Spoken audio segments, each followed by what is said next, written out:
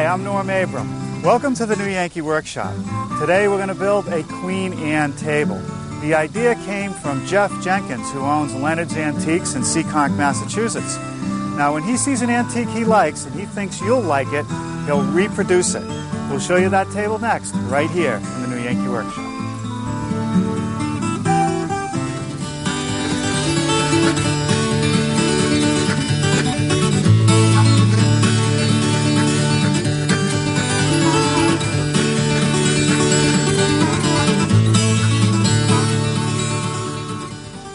Well, years ago I made a candle stand. It was a shaker piece, a nice turned column, familiar with that, three legs.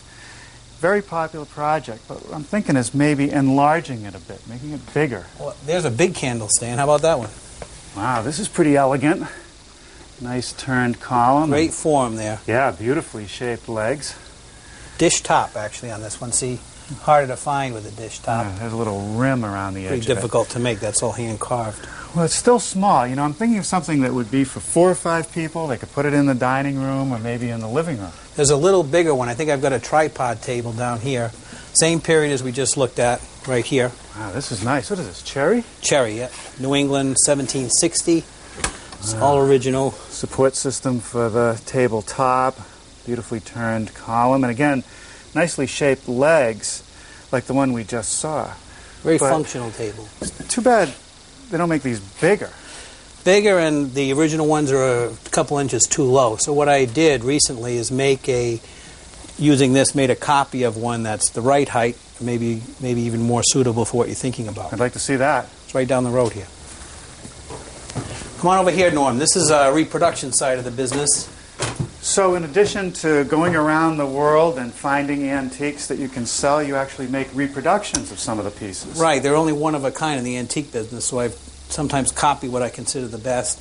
That's where we are now. And actually, this is the table, my version of the table we looked at next door. And you have 4 chairs around it now. It's easily handling that. That's nice right. Tiger maple. Beautiful featured wood. Can we tip it down and see the underside? Yeah. Boy, that's a rugged table. Nice and heavy support system, a beautiful turning. And these legs, they're very elegant, but you know, they're strong. And I guess the key to making them strong is right in this area here. That's right. The old ones, if they broke at all, it would be here. Right, so I want to make sure that the grain runs Grain's got to be going the right way. parallel right there. Most of these would have been found in either cherry, tiger maple, or mahogany. And not a leg that you would want to make out of a softwood, certainly. Not that would hold up for too long, I don't think. You know, one of the tests for a table that I like to do is to sit at it and make sure my legs fit under it easily and that it feels just about right. The beauty of this table, no aprons needed because of its design. Yeah, so plenty of no matter how clearance. big your legs are, you're fine. Well, I think you found the right table. Now, I think I might shrink it a little bit, but thanks a lot. Do you think? I'll take a few measurements. Okay.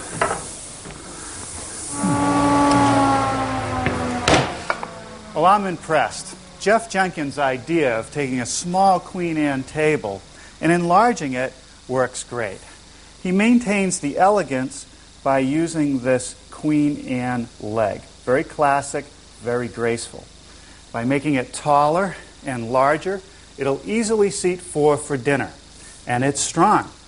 Now, the one we saw at Leonard's was made out of tiger maple and 54 inches in diameter. Ours is made out of cherry and 48 inches in diameter. And I think this will fit in just about any interior setting. Let me slide this out of the way and show you what I want to get started on. I want to glue up the top. But before I can glue it up, I have to do a little prep work. I've selected all the boards that I want and tried to keep colors similar, although that can be tough with cherry. I want to make sure that all the joints are nice and tight. You can see this one is open about 1/16 of an inch. The easiest way to take care of that is to head over to the joiner. Now, before I use any power tools, let's talk about shop safety. Be sure to read, understand, and follow all the safety rules that come with your power tools. Knowing how to use your power tools properly will greatly reduce the risk of personal injury. And remember this, there is no more important safety rule than to wear these safety glasses. A couple passes will straighten it out.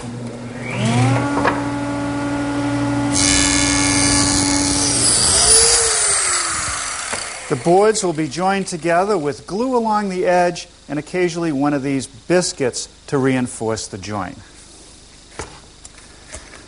Now the trick here is to get all the glue and biscuits in the joints and clamp it before it starts to set. It would be impossible to do all 8 boards at once. So I'm starting with the 4 longest ones. I'll glue and prep all these joints and clamp them as far out on the end as possible. Then I'll add 1 board on each side, clamp it again, then add the outer boards and use the longest clamps. A little bit of glue squeezed out between the joints, and I'm wiping it off on the face side of the tabletop because I found that if I let that harden and I try to scrape it later, sometimes it'll tear out a bit of wood, and I don't want that to happen. So we'll let this cook for a while. Over here is a blank for the column. It's 3 pieces of wood that have been glued together. And the first thing I want to do is true it up and cut it to length. I'm going to start here at the joiner and true up a face.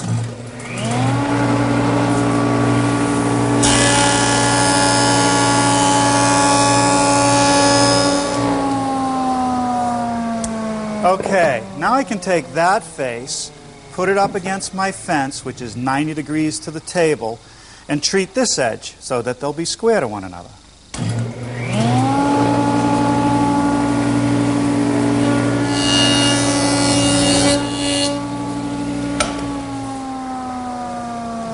Okay, now with these edges square, I'm going to put this edge against the fence and true up the opposing face.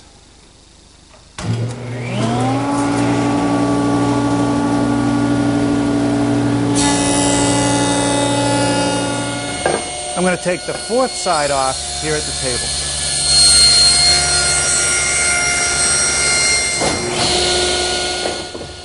There's no reason to not remove these corners before I hit the lathe.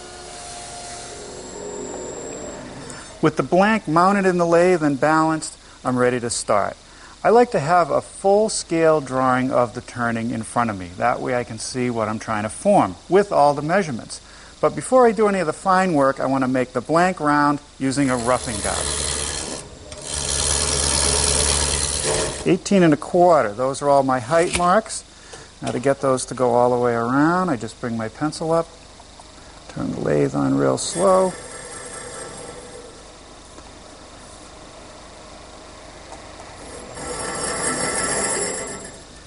I can set a measurement on my calipers, and then by using the calipers and this parting tool, I can start the turning.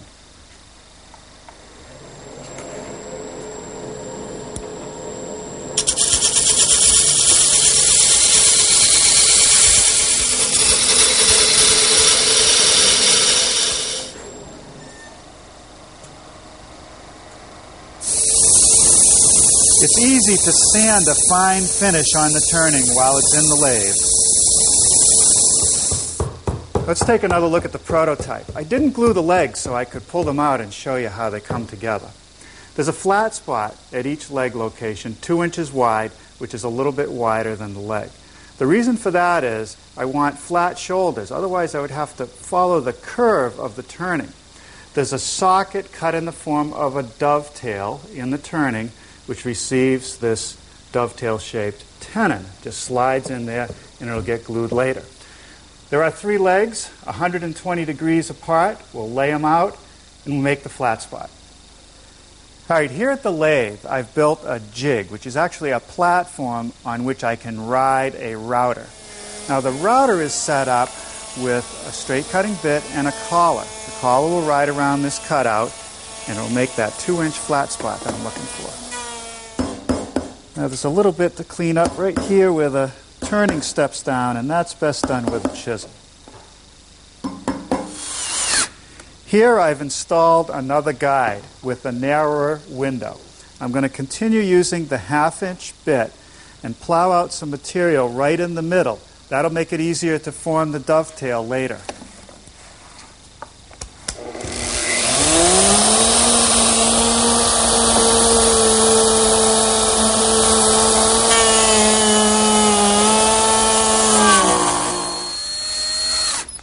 Now I've replaced the template from the last step with one that's a little bit wider.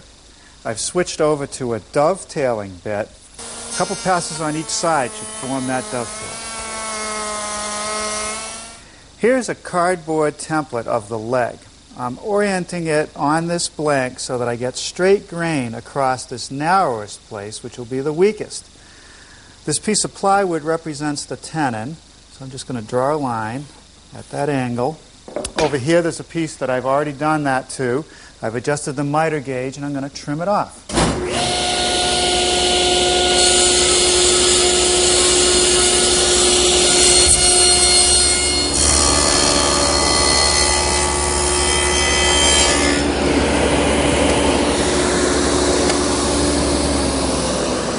Now I'm beginning to form the dovetail that's going to slide into that socket.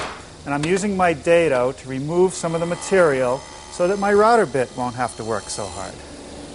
Here at my router station, I've installed the same dovetailing bit I used to make the socket.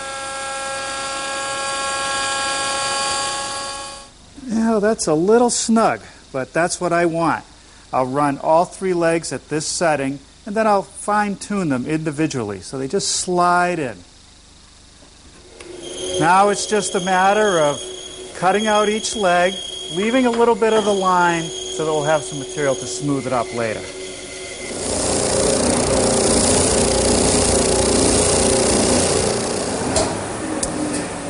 So after a few minutes at the drum sander, I've got the surface nice and smooth. Now I'm going to take another poster board template and set it on the top edge of the leg because it actually tapers in a bit down here at the bottom. It gets narrower. So I'll just rough mark that. And I also put a pencil mark on the underside right here. I want to clip off these corners. It's back to the bandsaw.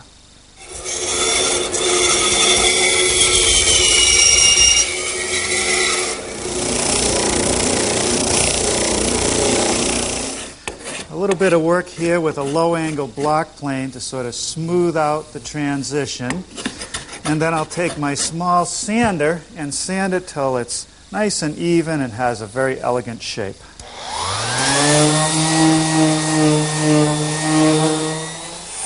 Now with a 3/4 inch radius roundover bit, I can ease these edges. Well, now it's just a matter of sanding and sanding until everything is smooth. I think before I get out of here tonight, I'll make the other 2 legs. Last night I did complete all 3 legs. Formed them, sanded them, and I fitted 2 into the column. I have 1 more to go, and you can see there's a little gap there. I got to get it up to that shoulder. That's easy enough to take care of. Just pop it out, bring it over to the bandsaw, and make a couple quick cuts. Okay, let's see how we did. That's great. Now we can glue it up. Okay, a little bit of glue on that dovetail and in the socket. Now, there's one thing I want to add to these.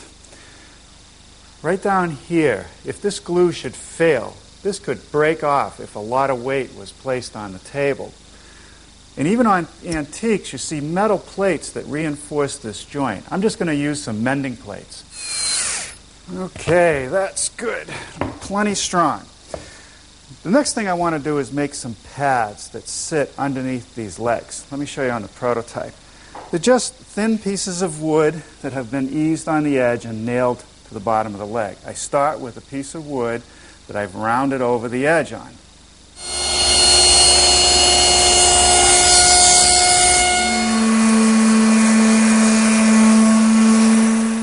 These little pads elevate the leg a bit and give it another feature line. Now later, we'll add some felt to it to protect the floor. Let's take a look at the underside of this table. There's a superstructure that connects the column to the tabletop. It's a couple cleats that are connected by this heavy wooden block. Block is connected to the cleat with a mortise and tenon joint. First thing I want to do is make that mortise. So I have a little jig. I'm using a 5/8 collar and a 3/8 inch router bit, and I'll just route it out. With this corner chisel, I can square up the mortise. The next thing to do is to make some elongated slots for the screws that secure the top. There's a 1/2 inch hole for the head of the screw and a washer, and a 1/4 inch slot for the screw itself. Now these have to be elongated so that the top can expand and contract with changes in moisture. I've clamped the two cleats together, which gives me a broader base to set my router. I've installed this guide fence, and we'll make the 1/2-inch holes first.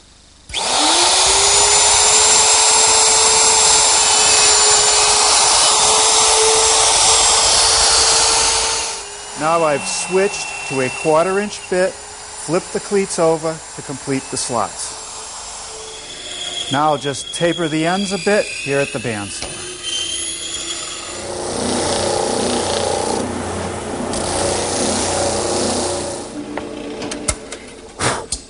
I've just pre-drilled 3 holes with counterbores, which will be for screws to secure this cleat to that big heavy block. Using a portion of a 1/4-inch radius bit, I'm just knocking off the sharp corner.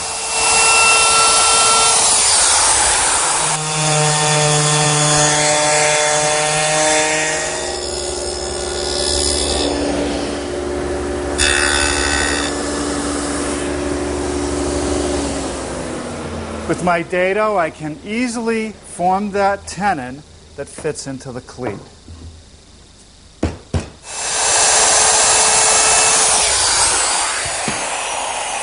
Okay, a 1/4-inch bit knocks off those corners. Now I'm going to drill a 2-inch hole right in the middle to attach it to the column.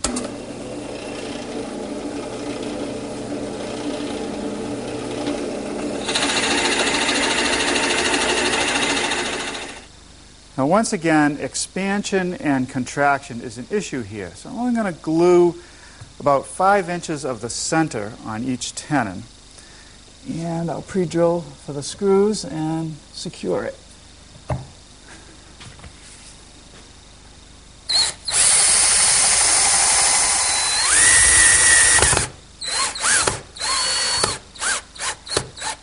Okay, now to fill the counterbores, some plugs that I cut with my plug cutter.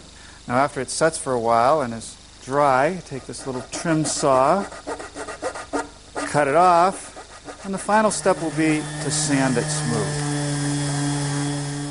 Well, now it's time to attach the superstructure to the base. Now you're really not going to see this unless you're crawling under the table, but I like to align it with one of the legs. So just by eye, I'll sight down, and then we'll drill and attach it with a couple screws.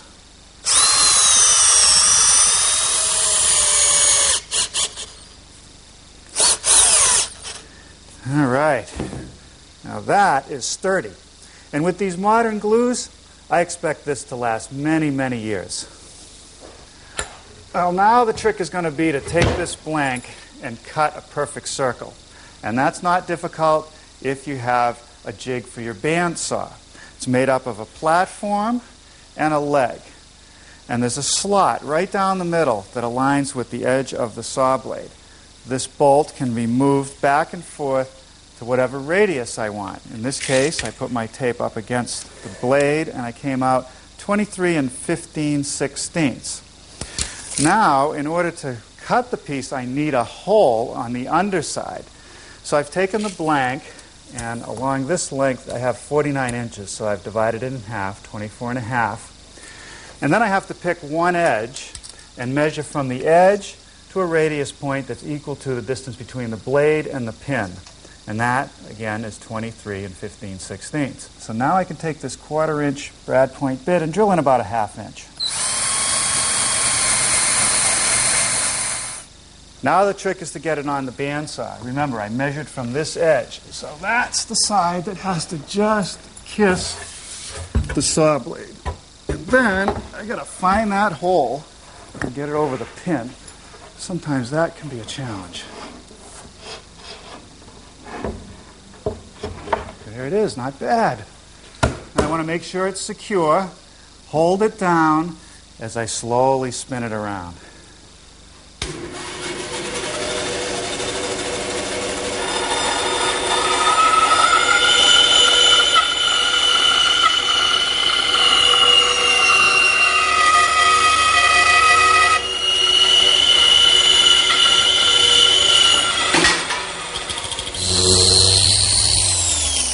first thing I want to do to the edge is smooth out the rough saw marks, and I'm doing that with 100 grit paper.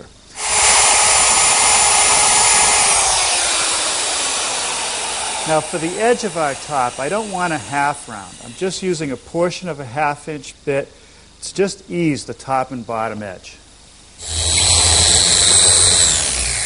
Okay, now it's a matter of sanding and sanding and sanding. I'm going to start with 120 grit and work my way to 150 on the back side, but on the top side I'm going to go all the way down to 220. It'll take a while. Now I'm ready to secure the base to the top, so I've centered it.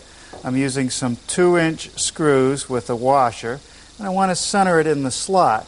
And I've checked very carefully to make sure that these screws are not going to puncture the top. That would be a catastrophic event.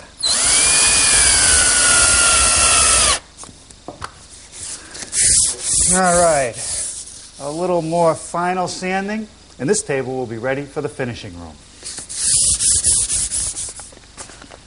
The principal finisher at Leonard's, where we got the idea for this table, is Michael Crow.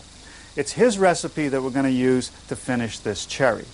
Now he likes to start the process with some aniline dyes, which can be mixed with either alcohol or water. He prefers water. He's telling me to use 3 parts early American cherry and 1 part standard brown walnut. So we've mixed a bit of that up here, and that's ready to go. We did a test on a scrap of wood. This was a pretty molted piece, but you can see it's a nice brown color. Our fear is that if we were to try to put oil on this piece, that you'd never be able to blend the texture from board to board.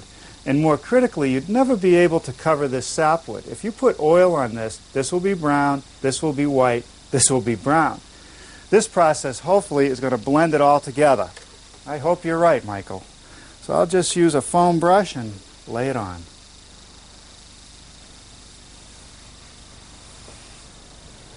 Now, Michael instructed us that once the stain was dry, to apply a coat of shellac, which we did. And when that was dry, we smoothed it out with some 3/0 steel wool and removed any dust. Next, he said, apply a glaze. And a glaze is really artist colors, in this case, burnt umber, in an oil suspension, and just lay on a thin coat.